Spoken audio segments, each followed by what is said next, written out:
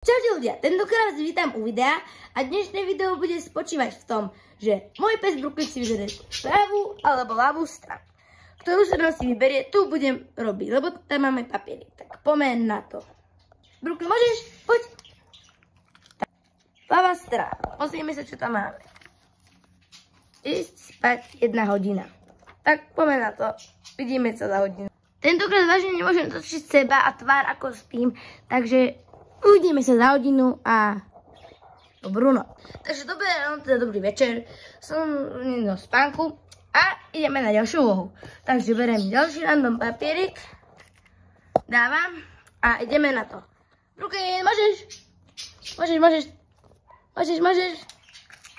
Vyberala si zase ľavú stranu, tak pozrieme, čo tam máme. Hrať Roblox. Takže ideme na môj druhý Roblox účet. Malý smradek 7. Tak poďme hrať. Niečo, čo si môžeme dať. Môžeme napríklad Brookhaven.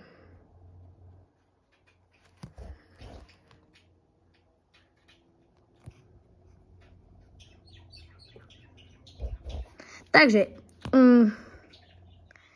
neviem, čo tam budem robiť, ale no, poďme na to.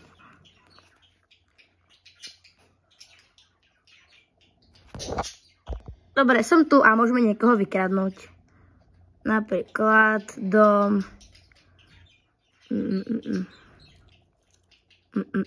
Čo to všetci už majú ten nový dom? Dory.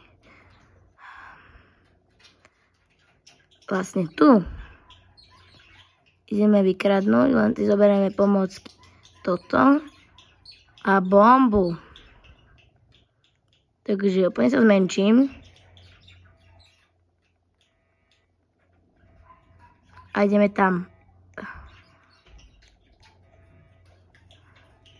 Tak, teraz potrebovali sme. Dory, nebudem nadávať. Co schovám? Nechovám. Ak mi dá pán, skončíme Roblox zranie.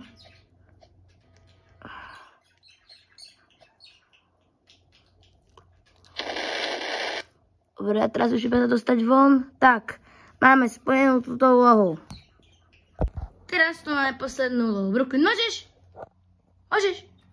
Zase ľava, no nevadí. Pozrime sa, čo tu máme. Oddeliť prvé písmeno zmena. Dory. Takže prvé písmeno je A.